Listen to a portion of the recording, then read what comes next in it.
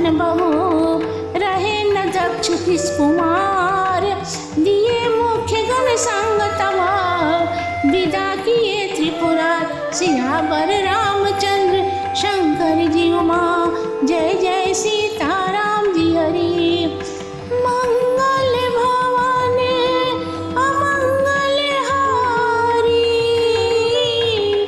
जब सुदशरथ अजर बिहारी। राम सिया राम जय जय राम।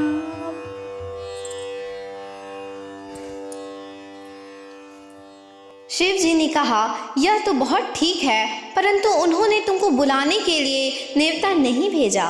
देखो, दक्ष ने अपनी सब पुत्रियों को बुलाया है, किंतु केवल हमारे वैर से ही तुम्हें भुला दिया। ब्रह्मा की सभा में हमसे बड़ा दुख मान लिया, जिससे आज भी हमारा अपमान करते हैं। हे भवानी, यदि तुम वहाँ बिना बुलाए जाओगी तो शील, स्नेह और मान न रहेगा। यद्यपि मित्र, प्रभु, पिता और गुरु के घर निसंदेह बिना बुलाए जाना चाहिए, तथापि जहाँ जाने से कोई शत्रुता मानता हो तो वहाँ जाने से कल्याण नहीं होता। इस प्रकार शिव जी ने सती को समझाया, परंतु उनके मन में वह ज्ञान न आया। शिव जी ने कहा कि यदि तुम बिना बुलाए जाओगी तो यह बात हमें अच्छी नहीं लगती। जब शिव जी ने अनेक भांति से कहकर देख लिया कि दक्ष पुत्री रुकती नहीं है, तब महादेव जी ने अपने कुछ मुख्य गणों को साथ देकर उन्हें विदा किया। जब भवानी सती जी अपने पिता के घर पहुंची, तब दक्ष के भय से किसी ने उनका स्वागत नहीं किया। केवल एक माता भले ही आदर से मिली, किंतु बहिनें बहुत मुस्कुराती हुई मिली। राजा दक्ष ने कुछ भी कुशल समाचार नहीं पूछा और सती को देखकर उनका शरीर जलने लगा। तब सती ने जाकर देखा तो यज्ञ हो रहा है और उसमें शिव जी का भाग कहीं नहीं देखा। पिता भवन जब गई भवानी, दक्ष त्रास का उन सन्मानी। सादर भले मिली एक माता, भगिनी मिली बहुत मुस्काता। दक्ष न कछु पूछे कुशलाता, सती बिलो की जरे सब गाता। सती जाय दे क्यों तब यागा, कतहु न दीख शंभु करे भागा। तब चित चढ़े जो शंकर कहे, प्रभु अपमान समुझी हृदय। पाछिल दुख न हृदय से व्यापा, असह्य भय हो महापरितापा।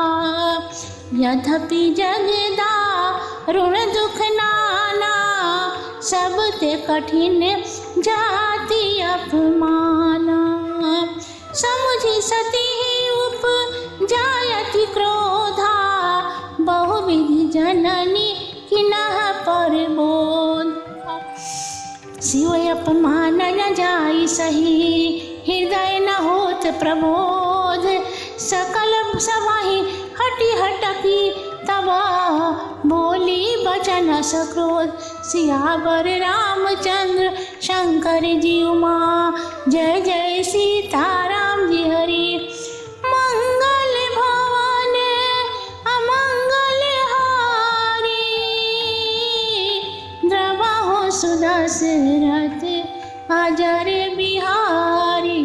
राम सिया राम जय जय राम। जब भवानी सती जी अपने पिता के घर पहुंची, तब दक्ष के भय से किसी ने उनका स्वागत नहीं किया। केवल एक माता भले ही आदर से मिली, किंतु बहिनें बहुत मुस्कुराती हुई मिली। राजा दक्ष ने कुछ भी कुशल समाचार नहीं पूछा और सती को देखकर उनका शरीर जलने लगा। तब सती ने जाकर देखा तो यज्ञ हो रहा है और उसमें शिव जी का भाग कहीं नहीं देखा। अब श्री महादेव जी की बात याद आई। उनका अपमान समझकर हृदय जलने लगा। पति के त्याग का दुख ऐसा नहीं व्यापा था जैसा यह महान दारुण दुख उत्पन्न हुआ। यद्यपि संसार में अनेक दुख हैं, तथापि जाति का अपमान सबसे कठिन होता है। यह समझकर सती जी को बड़ा क्रोध उत्पन्न हुआ। तब माता ने आकर अनेक प्रकार से समझाया, परंतु शिव जी का अपमान सहने योग्य नहीं था। इस कारण उनके हृदय को कुछ भी प्रबोध न हुआ। तब सारी सभा को सुनाकर सती क्रोध के साथ यह वचन बोली। सुनहु सभासद सकल मुनिंदा, कहे सुनि जिन संग कर निंदा। सो फल तुरत लहव सब काहो, भली भांति पछताव पिताहो। संत शंभु सिरि पति अपवादा, सुनिए जहाँ तहाँ असी मर्यादा। काटिय तासु जीभ जो बसाई, श्रवण मूंदी नहीं चलिए पराई। जगदात्मा महेश पुरारी, जगत जनक सब के हितकारी। पिता मंदमति निंदत तेहि, दक्ष शुक्र संभव यह देहि। तजी हो तुरंत देह तेहि हेतु, उर्धरि चंद्र मोली वृष केतु।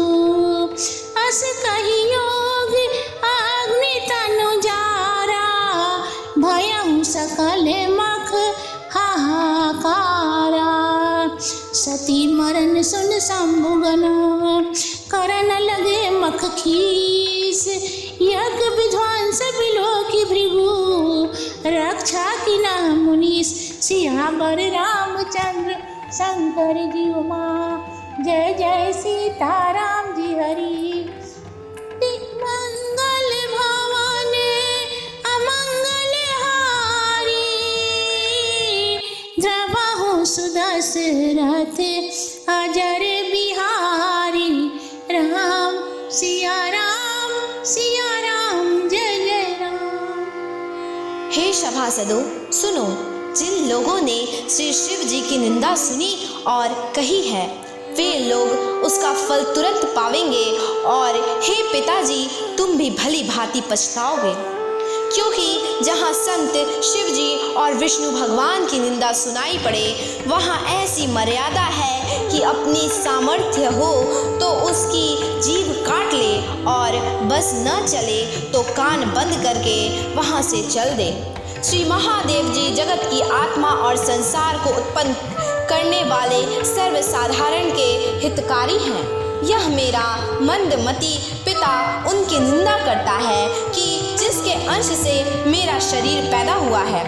इसीलिए चंद्रमा को धारण करने वाले वृषकेतु शिव जी को हृदय में धारण करके तुरंत इस देह को उनके लिए त्याग दूंगी। ऐसा कहकर सती ने अपना शरीर योगानल में भस्म कर दिया। यह देखकर संपूर्ण यज्ञ मंडप में कोलाहल होने लगा। सती जी का मरना सुनकर श्री महादेव जी के गण यज्ञ को विध्वंस करने लगे। तब यज्ञ को विध्वंस होते देख भृगु ऋषि तथा अन्य मुनियों ने उसकी रक्षा की।